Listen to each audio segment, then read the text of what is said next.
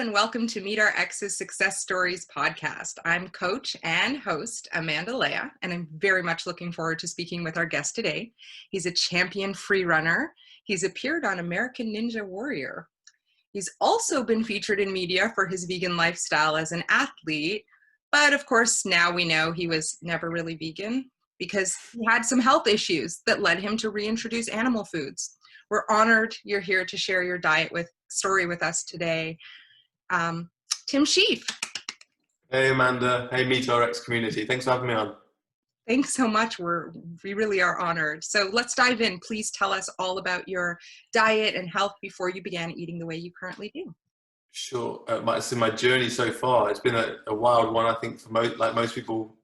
Up to 24 years old, I didn't consider diet massively. I wasn't crazy. I knew not to eat McDonald's every day, but I'd still have it once a week. I'd eat my mum's lasagna and sausage hot dogs and crisps and chocolate bars. And then I discovered veganism, and that was the first time I made any kind of conscious food choice. And it was purely ethical. It wasn't to do with nutritional, but of course I learned that it was very healthy as well, as I believed.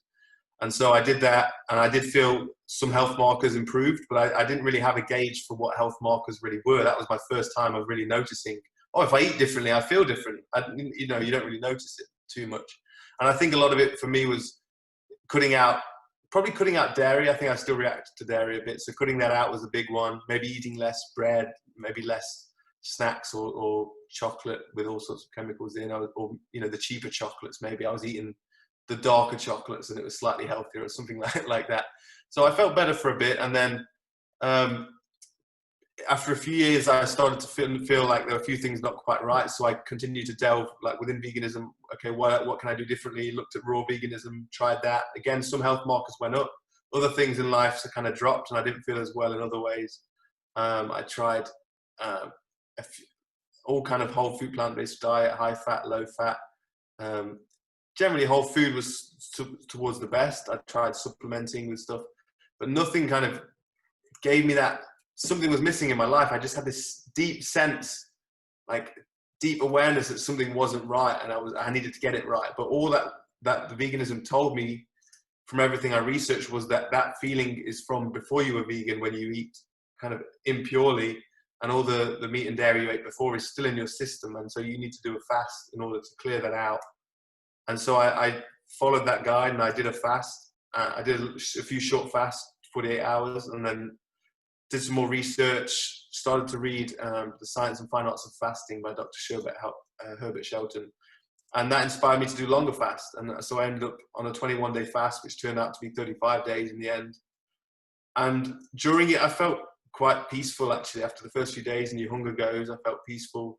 I slowly got thinner and weaker. I didn't really do much during the fast, but read, to be honest. I did a lot of reading and studying about nutrition and reading Arnold Ehret's work about the mucusless diet, and came out of the diet back into veganism, pretty much into raw vegan, and felt, emotional first eating food again. And I ate some melon first and it burnt my tongue, and I realized, I'd been doing fruitarian on and off, and I realized how actually quite, unnatural in a way, or it was kind of sharp. It was either the sweetness or something, we shouldn't be eating things that sweet or that often, or it wasn't quite right. But when from the fast, I was completely neutralized and really sensitive to everything. So when I ate that and I had the problem with it, I thought something isn't right. And this food that I believe to be the perfect food, why would it hurt me like this, the first thing I eat? Anyway, I continued to eat vegan for 2-3 more weeks, and all of the health issues that I was fasting for pretty much came back. And I expected to come out, every story I heard from fasting was you'd come out of it and you'd feel invincible for 2 years or something. And all the issues came back, and I was like, if that was my penultimate thing to try, the absolute last thing that I never thought for a second throughout my whole veganism I'd ever eat meat again. I was thinking that's the only thing left to try, and a few signs that for me that were very important led me to go, I've got to try this. And emotionally, because I was an ethical vegan, I had to come to terms with the fact that even when I was vegan, animals were still dying. They just didn't get a credit on my dinner plate. They were, in the production process.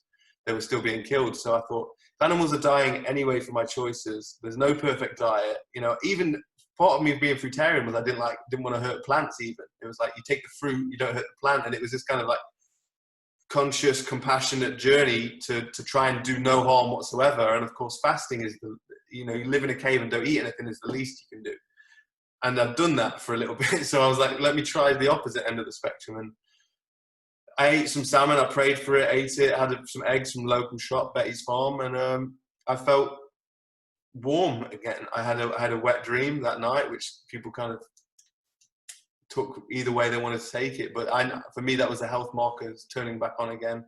I felt a depression lifted, and it's veganism is such a slow.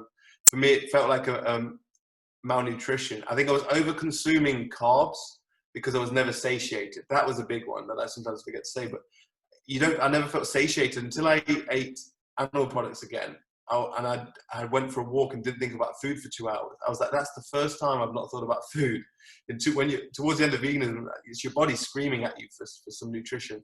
And so I from over consuming carbs and never being satiated, I think I had some digestive issues.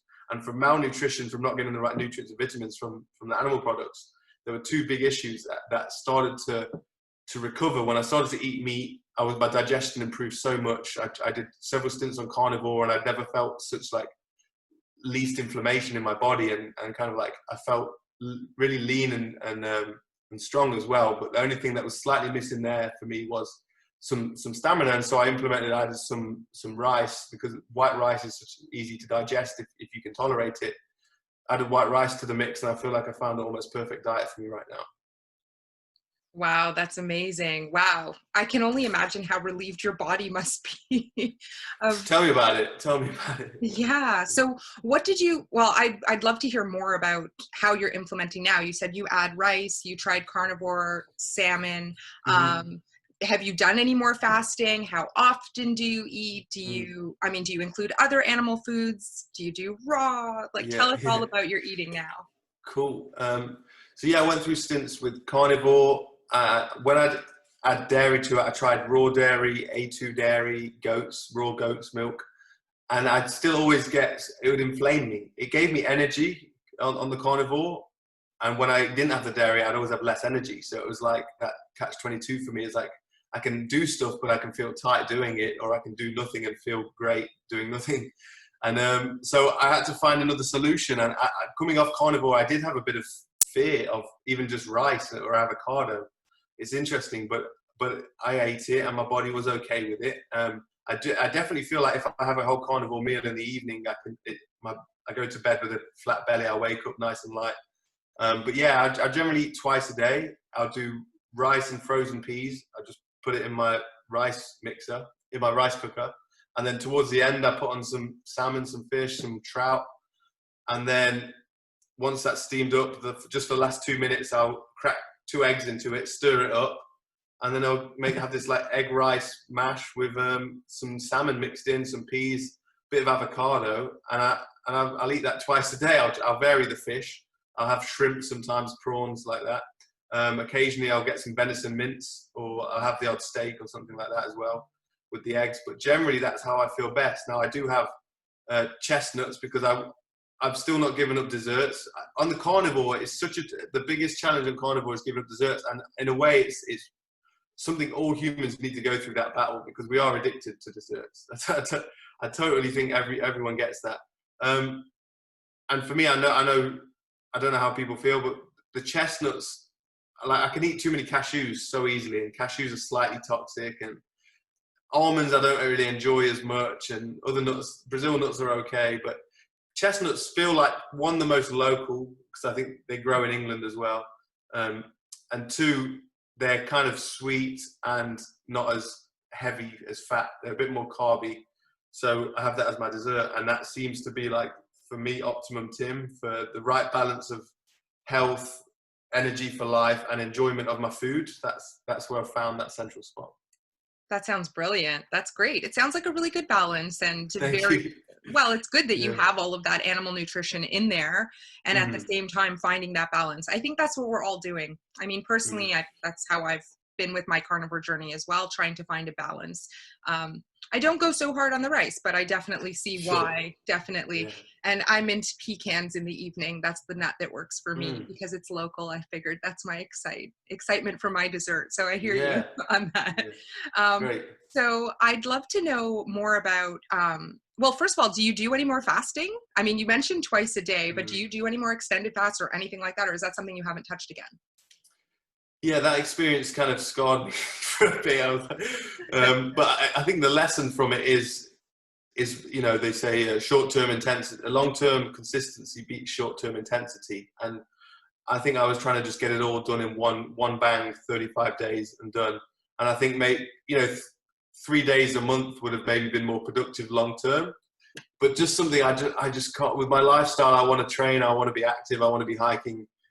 I just don't seem to have energy. Some people fast and they talk about training for 3-4 days and they're still fasting, and I just didn't have the energy. And so for me, with the amount of training I do, I think that's why the rice just kind of supplements a nicely bit there. But yeah, definitely eating bigger amounts of protein just helps me to drop the carbs, but I still need a little bit. That's great. And tell us a bit more now that you've, gone this on the spectrum of eating and Mm. where you've landed now. How is your health? Tell us more about the changes from your past health conditions and Yeah. the benefits. Yeah, great. My digestion is great. That's such a relief, to be honest. My body feels a lot less inflamed. I'm able to make progress with my training. I'm making gains. Um, um, all those little niggles and tweaks are starting to are almost. I'm just working on the last few little bits, but I feel so much healthier than I literally have done probably in 10 years, if I'm honest. One thing I've implemented in my training, and I would recommend to everyone coming off veganism for health and for getting the muscles going again in the bodies, because you're going to be eating muscles. It's going to feed you muscles. Even if that sounds simplistic, that's kind of how it feels for me. I felt really fragile, and my muscles were always on the fringe or were tweaking and breaking when I was towards the end with veganism. And now I don't feel so fragile. I can train consistently and every day at the moment.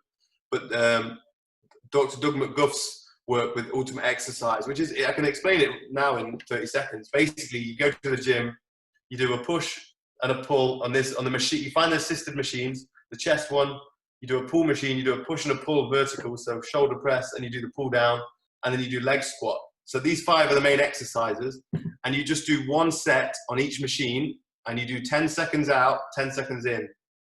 So you do 6 to 9 repetitions until you go to complete failure 1 set.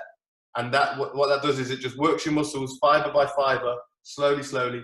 And honestly, I would recommend this to anyone coming out of veganism to build their muscles back, because if you just try and go to sports, it felt like in the muscle there's gaps, or there's something that didn't get nutrition needs to be awoken again. And this is how I've woke my muscles up, with slow, mindful movements in the gym.